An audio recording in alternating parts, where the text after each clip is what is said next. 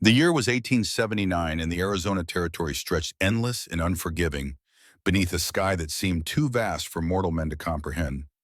Red Canyon Ranch sat like a defiant promise carved into the red earth, where cottonwood trees whispered ancient secrets to the wind, and the creek ran silver when the light caught it just right. Cole Harrison had built this place with his own hands, every fence post driven deep into ground that fought him like a living thing. At 25, he carried himself with the quiet confidence of a man who had seen war and survived it, though the ghosts of Gettysburg still visited him in the darkest hours before dawn. His beard was full and dark, his hands already scarred from 2 years of wrestling, a ranch from nothing but rock and stubborn hope. The storm came without warning, the way storms do in country that keeps its own counsel. Thunder rolled across Red Canyon like artillery fire, though Cole was too young then to know how prophetic that sound would prove to be in years to come. Rain fell in sheets that turned the world gray and wild, and Cole's bay gelding moved steady through mud that sucked at its hooves with every step. 3 days of rain had swollen Red Creek beyond anything the old-timers could remember. Cole had spent the morning checking his small herd, counting heads, making sure none had wandered into the low ground where water was beginning to claim territory that had been dry for 40 years. His wife Margaret had wanted to come with him. She usually did. At 23, she was stronger than most men gave her credit for, with her quarter Apache blood and her grandmother's medicine knowledge flowing in her veins like a second heartbeat. But this morning, Cole had refused her company. "Too dangerous," he had said, kissing her forehead at the door of their small cabin. "I'll be back before dark." She had touched his face with both hands the way she did when she was worried but wouldn't say it. "Some of the children from my reading class live across the creek," she had told him. "The singing bird family. If the water rises much more, they won't make it home." That was how Margaret thought, always about others, first, as if her own safety was a luxury she couldn't afford to consider. Cole had promised to check on them to make sure everyone crossed safe. Now, 3 hours later, he was finding families huddled on high ground, their belongings salvaged in whatever they could carry. Most had made it across the creek before it became impassable. But one family was missing: the singing birds. Cole knew them slightly. Running Elk, the father, had helped him track stolen horses the previous summer.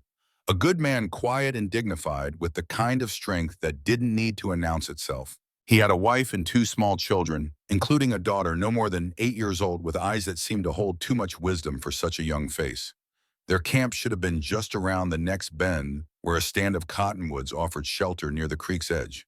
Should have been past tense, because when Cole rode around that bend, there was nothing but water and debris. The camp was gone, swept away like a child's toy in a bathtub, belongings scattered across the current like leaves in a gutter. And in the middle of all that churning brown water, clinging to a cottonwood branch that bent and cracked with each surge, was a little girl. She couldn't have been more than 8 years old, her long black hair plastered to her skull, her traditional Apache dress clinging to her small frame like a second skin.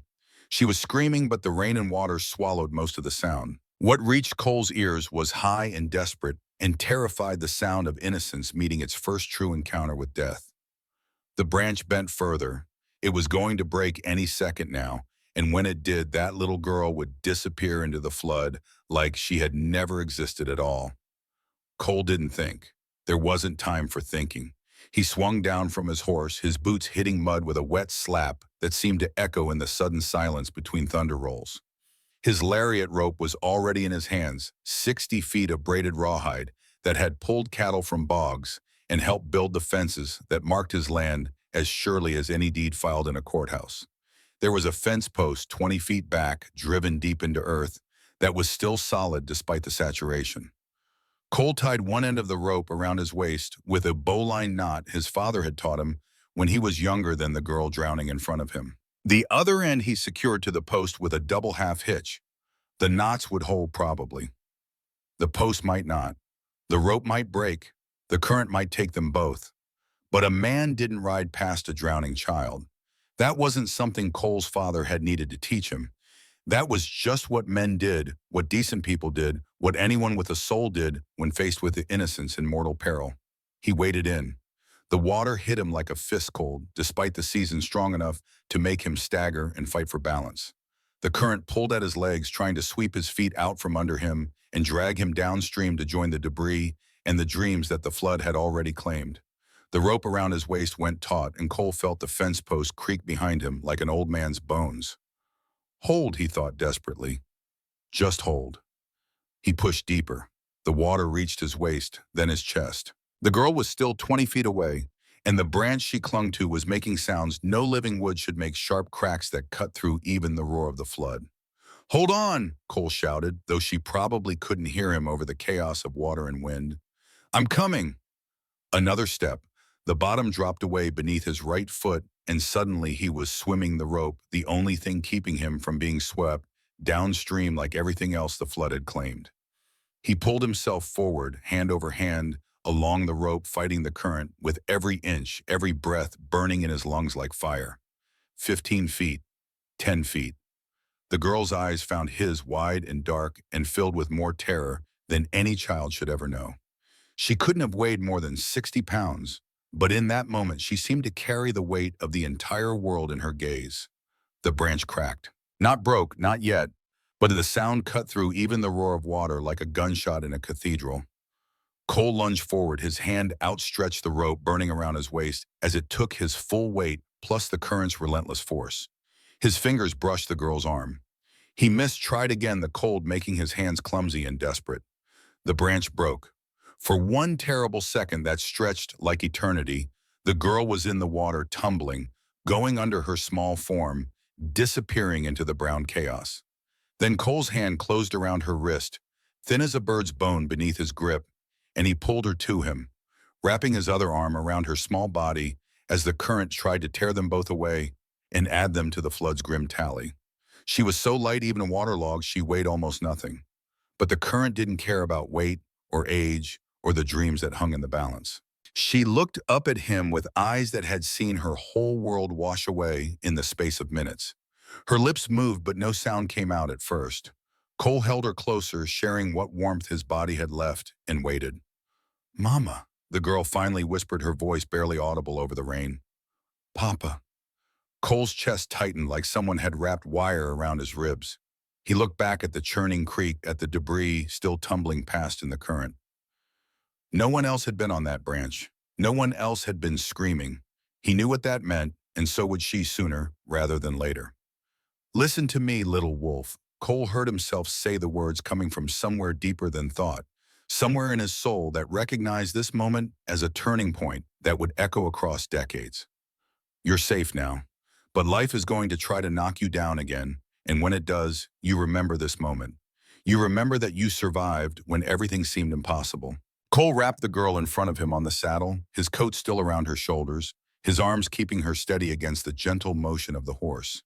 She didn't speak, didn't cry, just stared ahead with eyes that had gone somewhere far away, somewhere beyond the rain and the loss and the terrible knowledge that she was utterly alone in the world. Margaret saw them coming from the cabin window. She was outside before Cole could dismount, her hands already reaching for the child with the instinct of a woman who understood suffering and had dedicated her life to healing it. "Dear God," Margaret breathed, taking the girl gently from Cole's arms. "What happened?"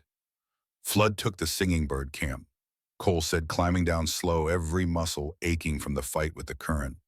"Found her in the water. Haven't found anyone else." Margaret's face went pale. She knew what that meant, had seen enough death in her young life to understand the mathematics of survival. She took the girl inside, and Cole followed, watching as his wife worked with practiced efficiency. She stripped the girl's wet clothes, wrapped her in blankets, sat her by the fire that Margaret had built up to a warm glow. She made tea with herbs from her medicine bag, sweet and warm, and coaxed the child to drink. "What's your name, little one?" Margaret asked in English, her voice soft as prayer. The girl looked at her for a long moment, seemed to find something trustworthy in Margaret's face. When she spoke, her English was broken, but clear enough to break their hearts. "Maria," she said. "Maria Singingbird." "Maria," Margaret repeated like she was tasting the name, learning its shape and weight. "That's beautiful. Do you know what happened to your parents, Maria?" The girl's face crumpled. She nodded but didn't speak, couldn't speak, because speaking would make it real in a way that silence could still hold at bay. Margaret pulled her close, and this time the tears came, great racking sobs that shook the girl's small frame like an earthquake of grief. Margaret held her through all of it, rocking slowly, humming something low and wordless that might have been Apache or might have been older than that, something that spoke to the part of the soul that knew sorrow was just love with nowhere to go. Cole turned away to give them privacy, but also because he needed a moment to process what had just happened.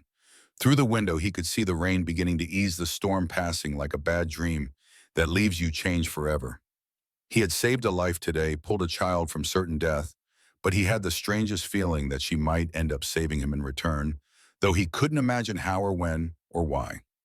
That night, after Maria had cried herself into exhausted sleep in their bed, Margaret joined Cole on the porch. They sat in silence for a while, listening to water drip from the roof like a clock counting down to something neither of them could name. "I'll ride out at first light," Cole said finally. "Look for the parents for the boy, too." She said she had a younger brother. Margaret nodded, her hand finding his in the darkness. "She's so small," Margaret whispered. "So alone." "We'll find her family," Cole said, though he wasn't sure he believed it. Someone survived. But even as he said it, Cole knew in his heart that the flood had been thorough in its destruction. The next day, he and Samuel Ironwood would ride out as soon as there was light enough to see by, and they would find the father's body 2 miles downstream, caught in a log jam. They would find the mother and baby another mile past, that washed up on a sandbar like driftwood from a broken dream. Maria stayed with them for a week while they searched for her brother or other family members. It took 7 days to get word to Thomas, the boy who was with his grandmother in a different camp. 7 days during which Maria began to smile again, began to trust again, began to believe that maybe the world wasn't entirely made of loss and water and screaming wind. The day they came to take her, Maria clung to Margaret and wouldn't let go. Her grandmother was old and stern and traditional, weathered by decades of watching her people's world shrink like water in the desert. She said Maria needed to be with her own kind, needed to learn the old ways, and she was right in the way that elders often are, about things that matter more than comfort. They had no claim on that child except the one made in water and fear and the simple human decency that says, you don't let innocence drown if you can prevent it. But before she left, Cole knelt down and looked her in the eyes, and he reminded her of what he had said in the water. Maria looked at him with those big dark eyes that had seen too much, and said in her broken English, "I come back when I strong. I come back and thank you." Cole told her she didn't owe him anything, but she shook her head with the certainty that only children possess about the important things. "I owe everything," she said. "I promise I find you. I come back." And then she was gone, riding away with her grandmother toward a future Cole couldn't imagine leaving behind only the echo of a promise and the memory of a moment when doing the right thing had felt as natural as breathing. 20 years passed like pages in a book, read too quickly, full of small joys and large sorrows, of seasons that came and went like old friends keeping their own counsel. Red Canyon Ranch grew from a dream into a reality, from a hope into a legacy, but not without paying the price that the territory demanded from everyone who tried to make something permanent in a land designed for wandering. Margaret died in the winter of 1884, 5 years after they had given Maria back to her people. The sickness came slowly, at first disguised as fatigue from the endless work of ranch life. Then came the cough, then the weight loss, then the pain that made her double over when she thought Cole wasn't looking. But what Cole didn't know until much later was that Margaret's illness was not the natural disease it appeared to be. 3 months before her symptoms began, William Garrett, a wealthy landowner with interests throughout the territory, had visited Red Canyon Ranch with an offer to purchase the property. Margaret had refused, explaining that the land was sacred to her grandmother's people and could never be sold. Garrett had left that day with polite words and hidden fury, but he had also left behind a small gift, a bottle of patent medicine that he claimed would help with the headaches that Margaret had been experiencing. The medicine was actually a slow-acting poison designed to mimic the symptoms of cancer while gradually destroying the victim's body from within. Margaret suspected the truth in her final days when the pain became unbearable, and she began to understand that her illness followed no natural pattern. With her remaining strength, she wrote a letter to Cole, sealing it with wax and hiding it behind a loose stone in their hearth, with instructions that it should only be opened if their land was ever threatened by the same forces that had killed her. She died on a morning when the cottonwood outside their window was full of birds singing like nothing in the world had changed. Cole buried her beneath that tree, dug the grave himself with hands that blistered and bled, and carved her name into a piece of wood that he planned to replace with stone when he could afford it. He never did replace it. Somehow, the simple wooden marker seemed more honest, more true to the woman who had preferred substance over style, who had given her heart to the land and to him without reservation or regret. For 15 years, Cole was alone. He talked more to horses than to people, found more comfort in the silence of the canyon than in the forced conversation of town visits. The ranch kept running because ranches have to run, because cattle don't care about your personal grief, because the land demands attention, whether your heart is whole or shattered into pieces too small to count. He became the hermit of Red Canyon, the subject of speculation and occasional pity among the good people of Copper Springs. Some said he was touched in the head by grief. Others said he was just too proud to admit he needed human companionship. A few understood that some men aren't made for easy healing, that some wounds are too deep to close completely, that sometimes solitude isn't escape, but just another form of faithfulness. But promises have a way of keeping themselves even when the people who make them forget they were ever spoken. Margaret's words echoed in the wind that moved through the cottonwood branches, whispered in the creek that ran silver in the morning light, waited patiently in the rhythm of seasons that measured out the years like a cosmic heartbeat. Autumn of 1899 came to Red Canyon like a memory returning after long absence, painting the cottonwood leaves gold and filling the air with the kind of crisp clarity that made even broken hearts remember what hope felt like. Cole was 45 now, gray threading his beard like silver wire, his hands marked by nearly 2 decades of solitary labor. He'd grown comfortable with loneliness, the way some men grow comfortable with chronic pain, not because it stopped hurting, but because it became so familiar that silence felt normal. The storm came in just before sunset, the way storms did in Arizona when the season started to turn. Cole was checking the cattle, making sure none had wandered into the low ground, where Red Creek ran mostly dry this time of year. Experience had taught him, caution had shown him that water could rise faster than common sense could retreat, that the same creek that barely trickled in September could become a killing flood with an hour's worth of the right rain. He found a young calf stuck in a ravine, bleeding pitifully while its mother paced above like an anxious sentry. Getting it out took the better part of an hour, and by the time Cole had the animal safely reunited with its mother, rain was falling and his joints ached in ways they hadn't 20 years before. 45 wasn't old, but it wasn't young either, not out here where hard work aged a man faster than calendar years, where every fence post driven and every stubborn steer wrestled to the ground left its mark in muscle and bone and the accumulated wisdom of survival. Cole returned to the barn wet and tired, his clothes plastered to his skin, his hat dripping water like a roof with holes in it. He settled the rescued calf in dry hay, covered it with a blanket, and stood there for a moment listening to the rain drum against the barn walls with increasing intensity.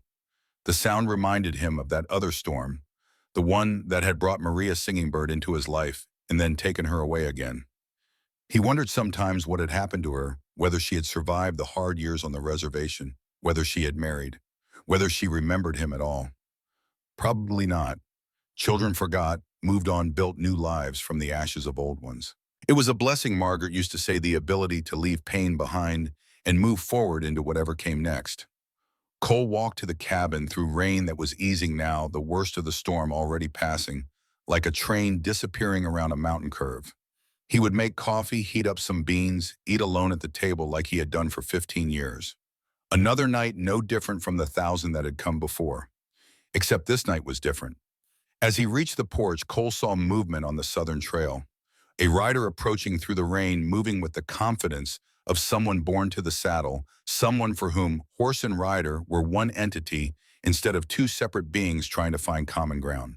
His hand drifted to the Colt peacemaker at his belt, not from fear, but from habit, from the caution that kept men alive in country that didn't forgive carelessness. The rider came closer, and Cole could see it was a woman on a paint mare moving through the storm like she owned it, like weather was just another element to be mastered rather than endured. Long black hair hung wet down her back. She wore leather and beadwork, traditional Apache clothing that spoke of pride maintained despite decades of pressure to abandon old ways for new ones. She stopped at the gate, dismounted with fluid grace, and stood looking at him across the yard that separated his past from whatever was about to become his future. Then she spoke, and her voice carried across the space between them like a bullet finding its target. Mr. Cole Harrison of Red Canyon Ranch. Her voice was steady calm with an accent that spoke of someone who had learned English well, but not first, who carried her heritage in the rhythm of her words like music played on an instrument carved from different wood. Cole stepped off the porch, his hand still near his gun, barring out his habit more than suspicion. "That's right," he said carefully. "Do I know you, ma'am?"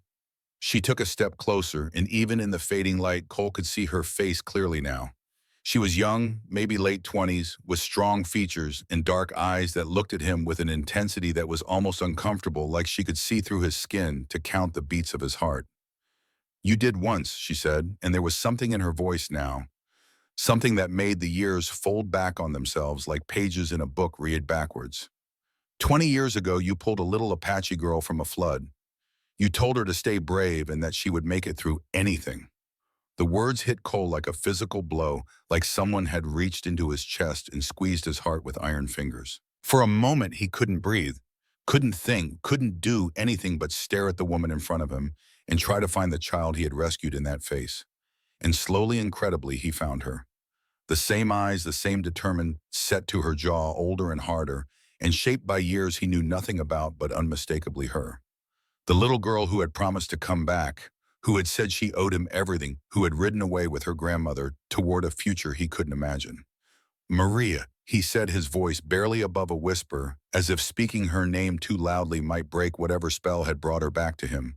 She nodded, and something in her expression shifted, softened, revealed just for a moment the child she had been beneath the woman she had become. "My name is Maria Singingbird," she said formally, like she was introducing herself at a gathering of strangers instead of returning to the place where her second life had begun. Years of isolation had left him unpracticed at normal human interaction, let alone something like this, something that felt like destiny wearing the disguise of coincidence. "I don't understand," he said finally. "Why, may I come in?" Maria asked. "It's been a long ride, and what I have to say deserves more than a conversation in your yard." Cole nodded, still too stunned to do much else.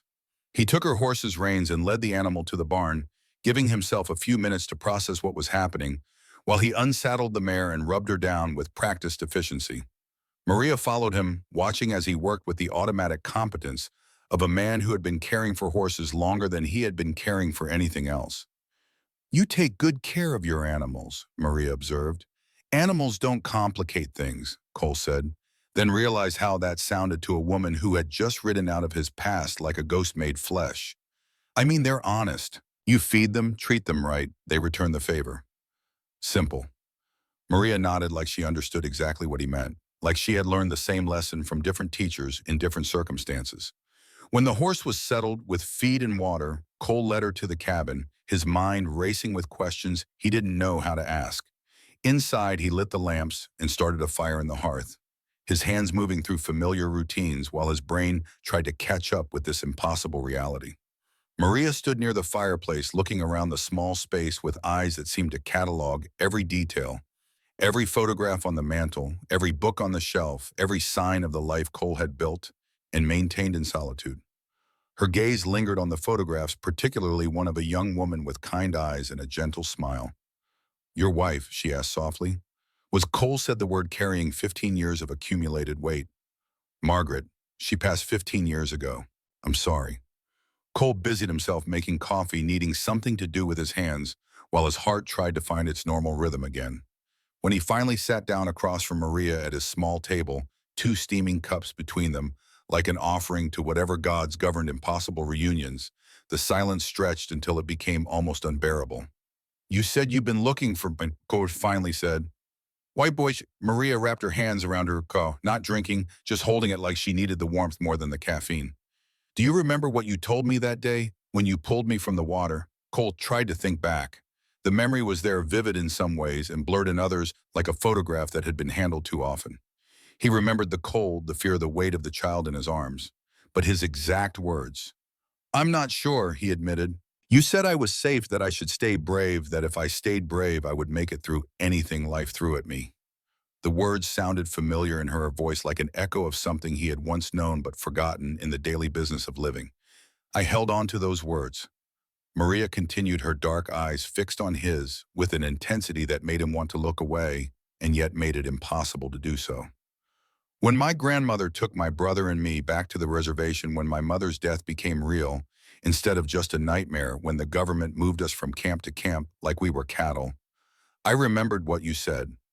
She paused, taking a breath that seemed to carry the weight of 20 years. My grandmother died when I was 15. She was old and the winters where I were hard, and one morning she just didn't wake up. My brother Thomas was only 11. I had to raise him, had to keep us both alive. And every time I thought I couldn't do it, every time I wanted to give up, I heard your voice in my head telling me to stay brave. Cole felt something tighten in his chest, a sensation like someone wrapping wire around his ribs and pulling it taut. He had had no idea, no conception, that a few words spoken in a moment of crisis could carry such weight, could sustain a life through decades of hardship he couldn't even imagine. What happened to Thomas? He asked, though he wasn't sure he wanted to know. A shadow crossed Maria's face like a cloud blocking the sun. He joined the cavalry as a scout when he was 14.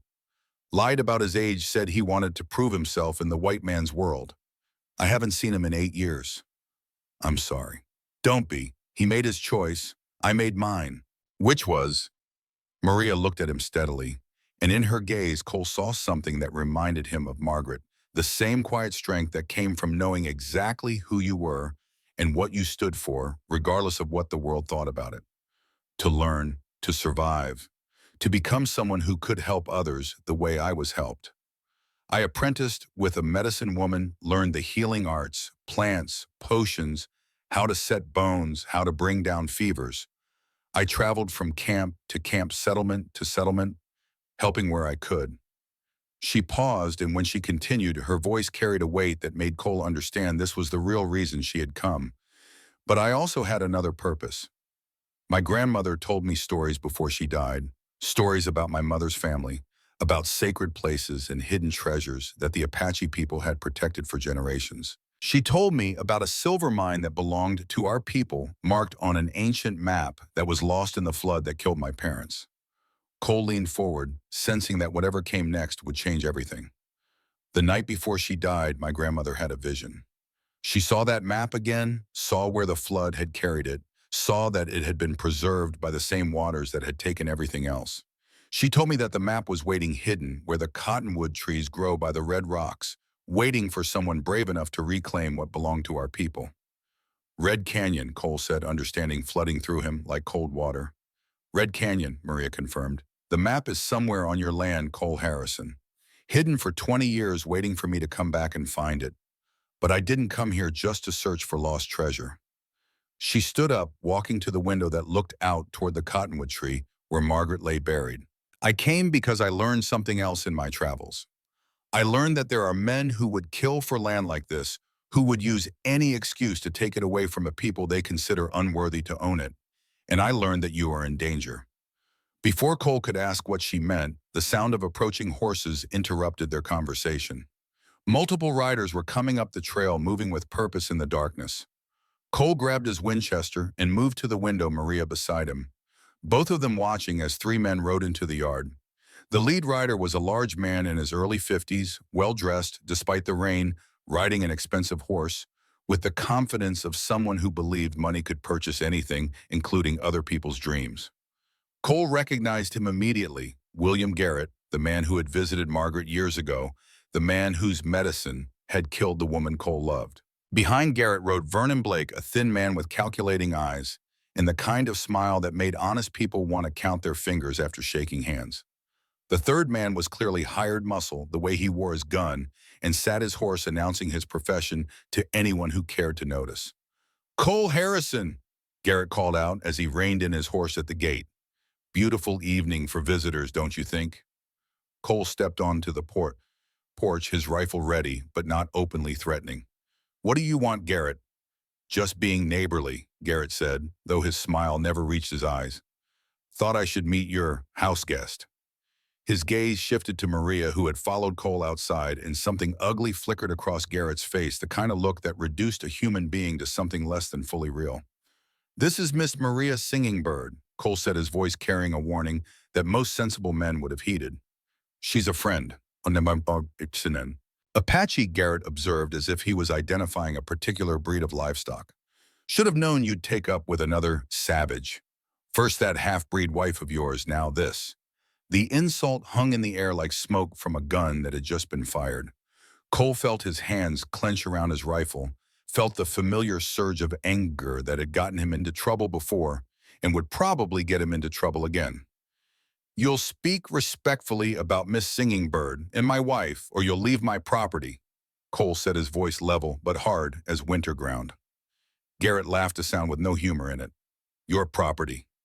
That's interesting, Harrison, because my lawyer here has been doing some research into your land claims, and it seems there might be some irregularities.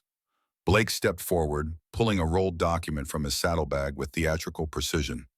Mr. Harrison, I'm afraid I have some disturbing news about the title to Red Canyon Ranch. When your wife died in 1884, the property should have been formally transferred to your sole ownership. According to county records, that never happened. Legally speaking, the current ownership is questionable.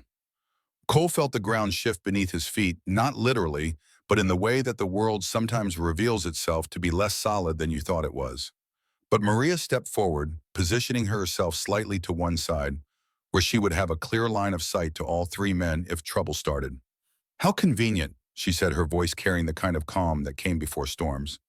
Mr. Garrett discovers these alleged irregularities just when he needs a legal excuse to steal land that doesn't belong to him. Tell me, Mr. Blake, did your research also uncover the reason why Mr. Harrison's wife died so conveniently before these ownership questions could arise? Blake's confident expression flickered slightly. I'm sure I don't know what you mean. I mean the poison, Maria said simply, and the words hit the evening air like lightning. The patent medicine that Mr. Garrett so kindly provided for Margaret Harrison's headaches. The medicine that slowly destroyed her body while making her death look like natural illness. Garrett's face went white, then red, then settled into a mask of fury that made his earlier politeness look like what it had always been, a thin veneer over murderous intent. You can't prove that, he snarled. Perhaps not yet, Maria replied. But I'm very good at finding hidden things, Mr. Garrett. Maps, documents, evidence of crimes that men think they've buried deep enough to stay hidden forever. And I have a feeling that if I look hard enough, I'll find proof of exactly how Margaret Harrison really died. The hired gunman shifted in his saddle, his hand moving closer to his weapon. The evening air seemed to hold its breath, waiting to see whether words would give way to violence. 30 days, Harrison, Garrett said, finally jerking his horse's reins with more force than necessary. Produce clear title or prepare to vacate. And keep your Apache woman away from town if you know what's good for both of you. Some people might not be as understanding as I am. The three men rode away, leaving behind a wake of tension and the kind of silence that follows close calls with disaster. Cole watched them disappear down the trail, then turned to Maria. You shouldn't have provoked him like that, he said. Now he knows you're a threat. He knew that the moment I arrived, Maria replied. The question is, what are we going to do about it? Maria looked at him with surprise, as if he had asked why the sky was blue or why water ran downhill. Of course we. Did you think I came back after 20 years just to watch you lose everything to men like Garrett? Did you think the flood spared me so I could abandon you when you need help most? Cole felt something shift inside his chest, a sensation he hadn't experienced since Margaret died. The feeling of not being alone, of having someone who chose to stand with him, not because they had to, but because they wanted to. Maria, this could get ugly. Garrett's the kind of man who doesn't lose gracefully, and he's got money enough to hire all the help he needs. Then we'd better make sure we're ready for him, Maria said simply. She walked toward the house, then paused at the door and then looked back at him. Cole, tomorrow I need to search your property. If my grandmother's vision was true, if the map survived the flood and is hidden somewhere on this land, it might give us the proof we need to fight Garrett legally instead of with guns. What kind of proof? Maria's eyes took on a distant look, as if she was seeing something that existed only in memory and prophecy. The map doesn't just show the location of the silver mine. It shows the original boundaries of Apache land, the traditional territory that was never formally ceded to the government. If we can prove that Red Canyon Ranch sits on land that still legally belongs to the Apache people, and that your wife inherited her claim through legitimate Apache law, then Garrett's challenge becomes meaningless. Cole stared at her, feeling hope and skepticism wage war in his chest. A 20-year-old map hidden by a flood. That's a long shot, Maria. Long shots are all I've ever had, she replied, and they've gotten me this far. 3 days later, Maria's patient search of the property was rewarded. Hidden beneath the cottonwood tree where Margaret was buried, wedged between the roots that had grown around it like protective arms, she found what she had been looking for. A bundle wrapped in oiled leather, perfectly preserved despite 2 decades of weather and time. Inside the bundle was the deerskin map her grandmother had seen in her vision, marked with symbols that only someone raised in the old traditions could fully understand. But more importantly, there was also a second document, a deed written in both English and Apache, signed by Dawn Walker, Margaret's grandmother, formally granting Red Canyon and the surrounding territory to Margaret as a wedding gift blessed by Apache law and witnessed by the spirits of the land itself. The symbols on both documents were identical to those that appeared on silver ingots that had been minted from the sacred mine ingots that established Apache ownership of both the land and the mineral rights beneath it. The main doors were blocked by flame, but there was a side entrance smaller that might still be passable. He kicked in the door, smoke billowing out so thick he couldn't see 3 feet in front of him. Dropping low where the air was clearer, he crawled inside, calling to the horses. One of them, a gray mare named Silver, answered with a terrified whinny. Cole followed the sound, found her stall, got the gate open. The horse nearly trampled him, getting out, her eyes rolling white with fear. The second horse, an old bay gelding that had belonged to his father, was already down. Dead from smoke or heart failure or pure terror, Cole couldn't tell. He backed out of the barn as a section of roof collapsed behind him, sending up a shower of sparks that burned holes in his shirt. As he stumbled away from the burning barn, coughing hard enough to taste blood, Cole saw Samuel Ironwood riding hard up the trail, followed by 4 other men from neighboring ranches. They had seen the glow from miles away, had come to help fight the fire. But even with 6 men working, they couldn't save the barn.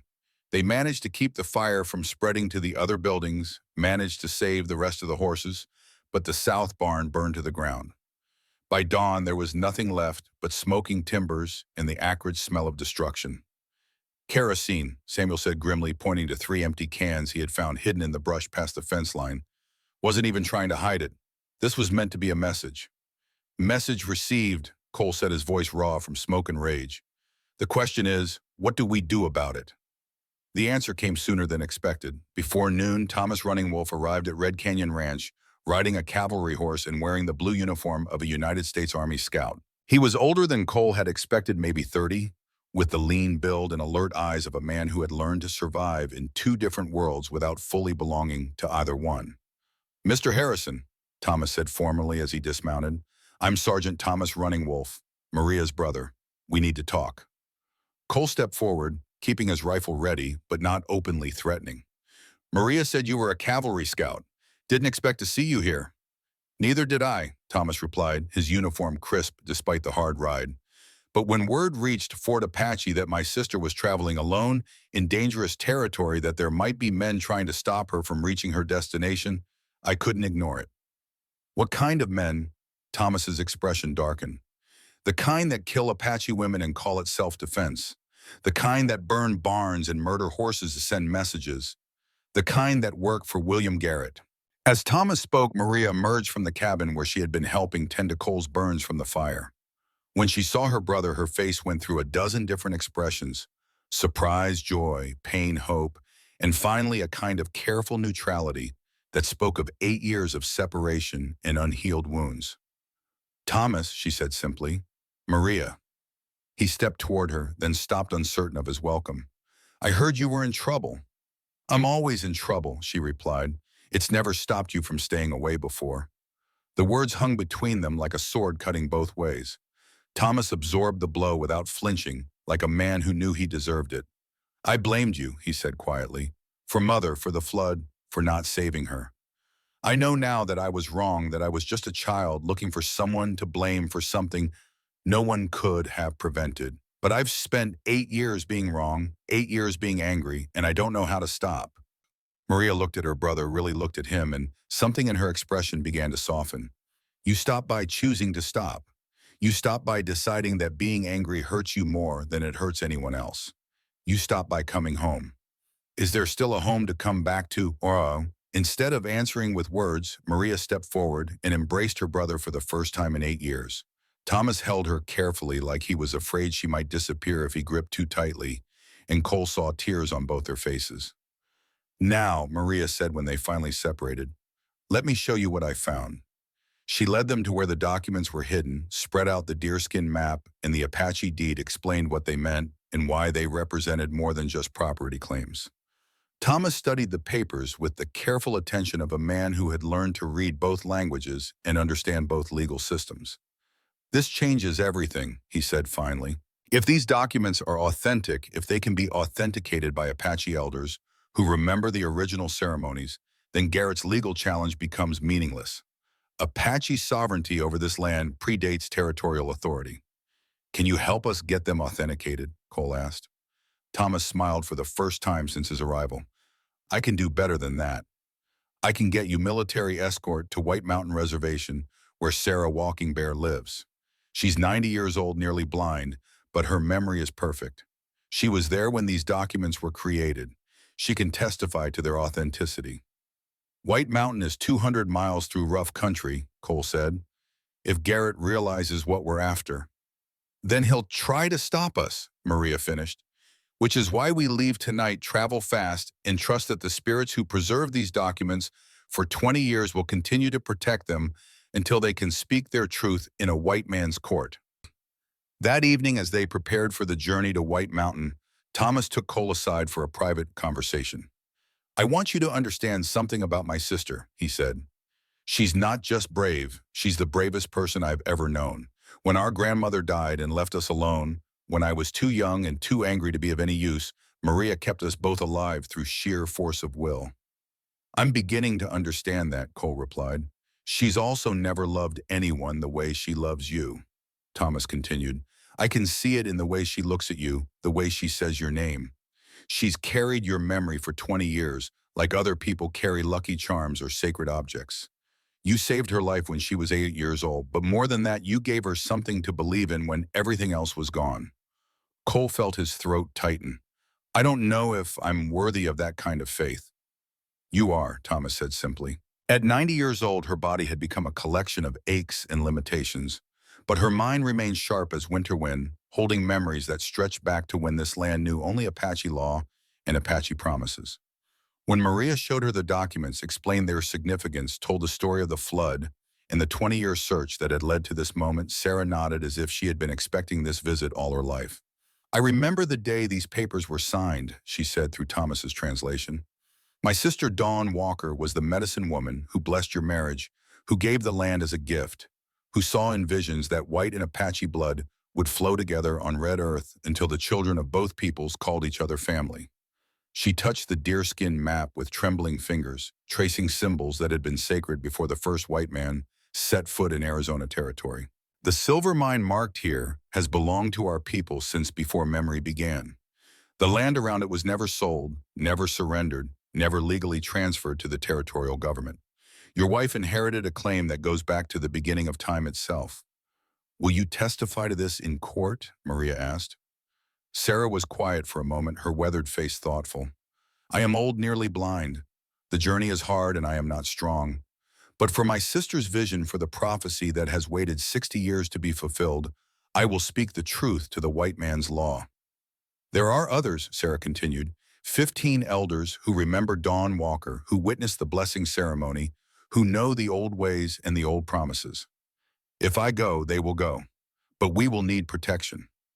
The white man's courts do not always honor Apache testimony, and the men who would steal this land will not hesitate to silence old voices that speak inconvenient truths. We'll find a way, Maria promised, though she didn't yet know how. The return journey took 8 days instead of 5, slowed by the wagon that carried Sarah and the 15 Apache elders who had agreed to testify, protected by a cavalry escort that Thomas had arranged through official channels. Word of their mission had reached the federal government, where officials had decided that preventing the massacre of Apache witnesses would be good for the territory's reputation and the Army's public image. When they finally reached Red Canyon Ranch, Cole felt a surge of relief at seeing his land still intact, his remaining buildings still standing, his cattle still grazing peacefully, in pastures that had been threatened but not conquered. But he also felt the weight of responsibility settling on his shoulders like a heavy coat. These elderly Apache people had traveled hundreds of miles to help him keep land that had been blessed by their ceremonies and sanctified by their blood. He would not let their sacrifice be wasted. The territorial courthouse in Santa Fe was packed beyond capacity on the day of the hearing. Word of the case had spread throughout the territory, drawing spectators who came to witness what the newspapers had called a test of whether ancient Apache claims can override established American law. The gallery was filled with settlers, ranchers, merchants, and officials, most of whom had never seen Apache people testify in a court of law. Judge Harrison Whitmore entered at precisely 9 o'clock, his black robes lending additional gravity to a presence that already commanded respect. At 62, he had served on the territorial bench for 8 years, earning a reputation for fairness tempered by strict adherence to legal precedent. He was not a man who could be intimidated by wealth or swayed by popular opinion, but he was also not given to sentimentality when the law required harsh decisions. "This court will come to order," Judge Whitmore announced, his voice carrying easily through the packed courtroom. "We are here to determine the validity of William Garrett's challenge to Cole Harrison's ownership of Red Canyon Ranch. Mr. Blake, you filed the challenge. Present your case." Vernon Blake rose from the plaintiff's table, impeccably dressed and radiating the confidence of a man who believed victory was guaranteed by superior legal preparation. His opening statement was a masterpiece of technical argumentation, painting Cole's ownership as fundamentally flawed by procedural irregularities and jurisdictional questions. "Your Honor," Blake began, his voice smooth as silk and twice as dangerous, "this is fundamentally a matter of territorial law and federal authority. When Margaret Harrison died in 1884, the jointly held property should have been formally transferred to sole ownership through proper legal channels. No such transfer was ever recorded." He produced county records showing Cole's original filing in 1877, in the absence of any subsequent documentation after Margaret's death. "Furthermore, Your Honor, the original claim itself rests on a fundamentally flawed foundation. The property allegedly came to Margaret Harrison through her Apache grandmother, but Apache land ownership was not recognized under territorial law in 1877. Therefore, the entire chain of title is invalid from its inception." Blake sat down with the satisfied expression of a man who believed he had just delivered a knockout blow. His argument was legally sound, technically correct, and almost impossible to counter without evidence that most people assumed had been lost or destroyed decades ago. Judge Whitmore looked across the courtroom to where Cole sat with Maria at his side. "Mr. Harrison, you're representing yourself in this matter. How do you respond to these allegations?" Cole stood slowly, his hands steady, despite the magnitude of what hung in the balance. He was not a lawyer or a politician or a man comfortable with public speaking, but he was someone who had learned that truth, when spoken simply and directly, had its own kind of power. "Your Honor, I'm not a man who's good with fancy legal arguments or technical procedures. I'm a rancher who built Red Canyon with my wife 22 years ago. We built it on land her grandmother gave us as a wedding gift, blessed by both Apache tradition and territorial law. I buried my wife there 15 years back, and that land has my sweat and my blood and my tears soaked into every acre." He paused, looking around the courtroom at the faces of people who would judge not just his claim, but the kind of justice that would prevail in the new century. When Sarah placed her weathered hand on the Bible and swore to tell the truth, every person present understood they were witnessing something unprecedented, a 90-year-old Apache woman testifying in territorial court about events that predated American jurisdiction in this territory. "I am Sarah Walking Bear." Her testimony began through Thomas's careful translation. "My sister was Dawn Walker, medicine woman and keeper of the sacred places. When Margaret White Deer came to us in 1877 wanting to marry the white man Cole Harrison, my sister was at first opposed. But then she met this man, saw his respect for our ways, saw his love for our land and our people." Sarah's voice grew stronger as she continued, and even those who couldn't understand Apache could hear the authority in her tone, the weight of absolute truth spoken without embellishment or doubt. "My sister gave them the land as a wedding gift, following both the white man's law and our traditional ways. She blessed their union and their claim to the Red Canyon where the waters run clear and the cottonwood trees grow tall. But more than that, she saw in visions that this joining of white and Apache blood would create a bridge between our peoples, that children would be born from this union who would belong to both worlds and help heal the wounds that divide us. Thomas paused in his translation to pull out the deerskin-wrapped documents that Sarah had carried from White Mountain. As he unwrapped them, revealing the carefully preserved deed and map, a murmur ran through the courtroom like wind through wheat. "Your Honor," Thomas said, "I present the original deed to Red Canyon Ranch signed by Dawn Walker, Margaret Harrison Cole Harrison, and witnessed by Samuel Ironwood and Reverend Thomas Grain. I also present the traditional map that shows the boundaries of Apache territory and the location of the sacred silver mine that has belonged to our people since before the white man came to this land." Judge Whitmore examined both documents, carefully holding them up to the light, studying the signatures and the Apache symbols that decorated their margins. His expression revealed nothing but Blake's face had gone pale as he realized that his careful legal strategy had just encountered obstacles he had never anticipated. "Mr. Blake," the judge said quietly, "why weren't these documents in the county records?" Blake recovered his composure with professional smoothness. "Your Honor, even if these documents are authentic, they don't resolve the fundamental issue. Apache land ownership wasn't recognized under territorial law in 1877. These papers, while perhaps historically interesting, have no legal weight in this court." But Judge Whitmore was studying the documents more carefully, now paying particular attention to the dates and the official seals that appeared on both papers. When he looked up, his expression had changed subtly, and something in his eyes suggested that Blake had made a critical error in his assumptions. "That's where you're wrong, counselor," Judge Whitmore said, his voice carrying an authority that made the entire courtroom lean forward. "I've been conducting my own research into this case, Mr. Blake, and I've discovered some very interesting facts about your client's attempts to influence these proceedings." He set the documents down and fixed Blake with a stare that could have melted steel. "Mr. Garrett approached me through intermediaries 6 weeks ago, offering substantial sums to rule in his favor regardless of the evidence presented. When I refused his bribe, he apparently decided to proceed with this legal challenge anyway, believing that technical arguments would overcome the truth." The courtroom erupted in shocked murmurs and angry exclamations. Blake's confident expression cracked completely, and Garrett half rose from his seat before thinking better of drawing additional attention to himself.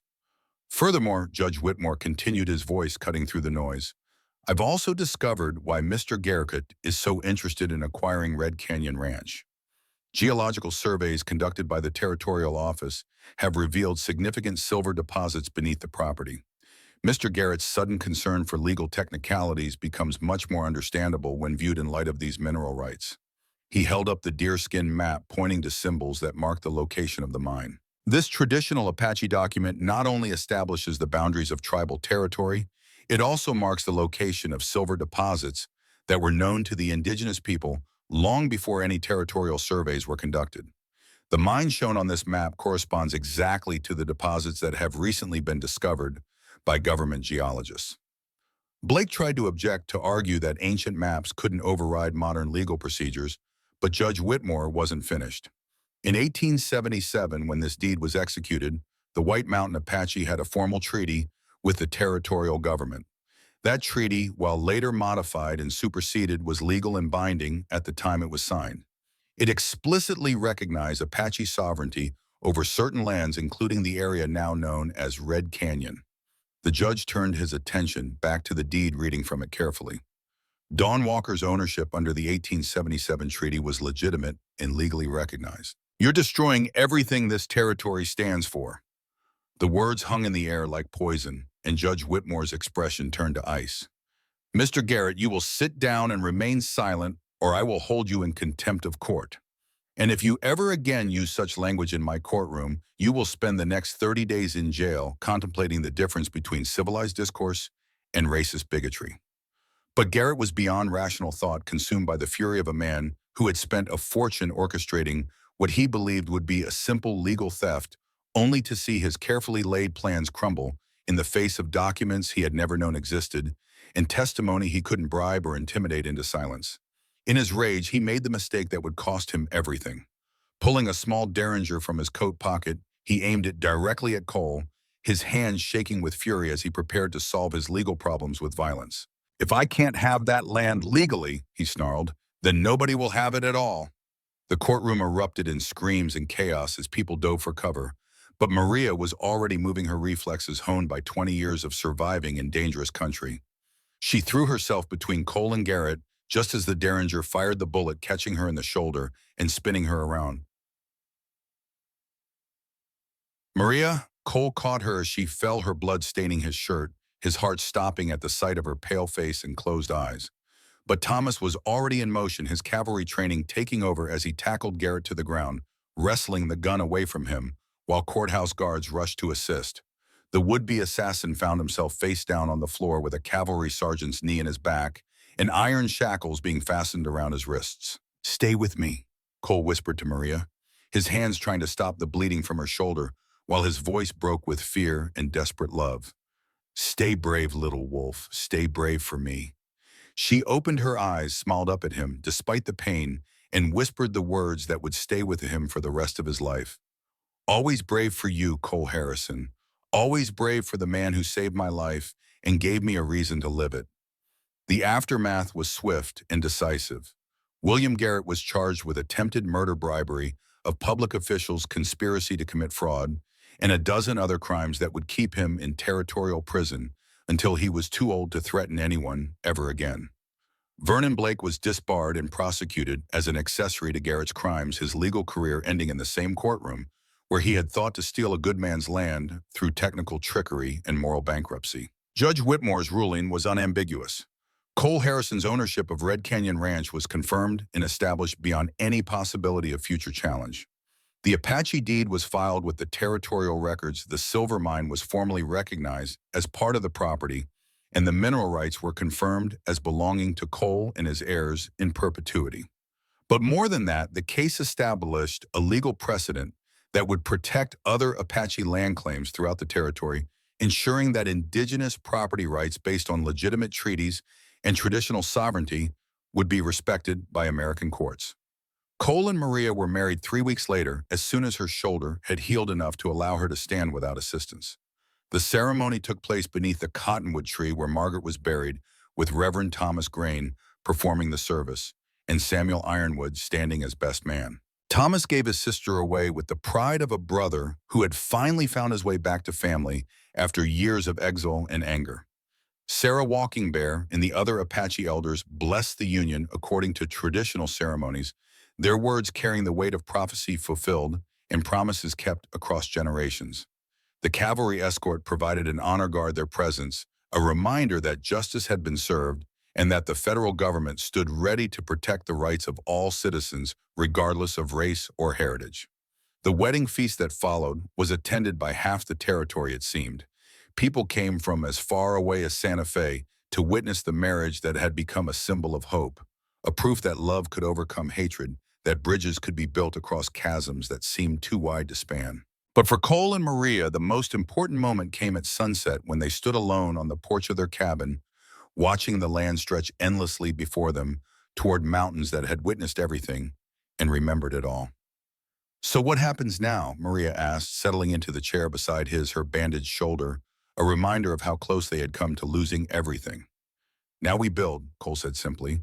"We plant crops and raise cattle, and maybe some children if we're blessed that way. We prove that Sarah's prophecy was right, that two peoples can become one people when they choose love over fear." Maria smiled, thinking of the school she wanted to build for children of both backgrounds, of the medical practice she could establish to serve everyone who needed healing, of the life they could create together that would honor both their heritages and point the way toward a future that neither could achieve alone. "The land remembers," she said, repeating Sarah Walking Bear's words from that day at White Mountain. "It does," Cole agreed. "Every promise kept, every life saved, every bridge built between people who thought they had nothing in common. This earth holds all of it, keeps all of it safe until the next generation needs to remember why love matters more than fear." As the stars came out above Red Canyon Ranch, Cole and Maria sat together in comfortable silence, two people who had found each other across impossible distances and improbable circumstances, who had proven that some promises keep themselves regardless of how much time passes or how many obstacles stand in the way. The silver mine that had caused so much trouble provided the foundation for a prosperity that lasted generations. But Cole and Maria used their wealth not for personal luxury, but for building the kind of community that Dawn Walker had envisioned in her prophecies, a place where Apache and white children learned together, where traditional medicine and modern healing worked side by side, where the color of your skin mattered less than the content of your character. The school Maria established became famous throughout the territory for the quality of its education and the diversity of its student body. Children who had been taught to fear and hate each other learned instead that their differences made them stronger, that their mixed heritage was a gift rather than a burden, that the future belonged to those who could build bridges instead of walls. Cole lived to be 78 years old, long enough to see his children grow up and have children of their own, long enough to watch the little school become a great institution, long enough to know that the promise he had made to a drowning child had grown into something larger than he had ever imagined possible. Maria lived to be 91, long enough to become a legend herself, the Apache woman who had challenged injustice and won, who had proven that courage came in all colors, and that love was the strongest force in the human heart. Her medical practice served 3 generations of families, and her wisdom was sought by governors and generals who came to Red Canyon seeking the counsel of the woman who had bridged 2 worlds. When she finally died peacefully in her sleep on a spring morning, when the cottonwood trees were full of singing birds, she was buried beside Cole beneath the ancient tree that had sheltered their love and witnessed their triumphs. Their graves were marked not with expensive monuments, but with simple wooden markers like the one Cole had carved for Margaret so many years before, proving that some people understand that the value of a life is measured not in gold or silver, but in the love that survives long after the body has returned to dust. The land remembered as it always had and always would. It held their story in soil that knew no difference between Apache blood and white blood, between tears of sorrow and tears of joy, between the dreams that shaped the world and the world that shaped the dreamers brave enough to believe that love in the end was the only law that truly mattered. Red Canyon Ranch thrived for generations, becoming home to children and grandchildren and great-grandchildren who carried the story forward like a sacred trust. The cottonwood tree grew taller over the years, its roots reaching deeper into earth that held the promises of the past and the hopes of the future, its branches spreading wider to shade new graves and new lives, new loves and new dreams. And sometimes on quiet evenings, when the wind moved through the leaves just right, people would swear they could hear voices whispering in the branches. The voice of a young cowboy telling a drowning child to stay brave. The voice of an Apache woman promising to return and repay a debt of the heart. The voice of an old medicine woman prophesying a future where love conquered fear and difference became strength. The flood that had brought them together was remembered not as a tragedy, but as the beginning of something beautiful. Proof that even the darkest storms could carry unexpected gifts, that even the most devastating losses could plant seeds for unimaginable hope. The promise that had echoed across 20 years of separation became the foundation for a love that lasted twice as long, a testament to the truth that some bonds are stronger than time, stronger than fear, stronger than all the forces that seek to divide human hearts from their deepest calling. In the end, the story of Cole Harrison and Maria Singingbird became part of the larger story of the American West, proof that the frontier's greatest treasures were not found in gold mines or silver veins, but in the connections that transform strangers into family enemies, into allies, and fear, into the kind of love that could weather any storm and build any future that brave people dared to imagine. The land held their memory like it held all memories, in soil and stone, and the roots of trees that would shade children not yet born, keeping their promises safe until the day when new dreamers would need to remember that courage and love and the refusal to surrender in the face of impossible odds were the true inheritance of those who called this red earth home.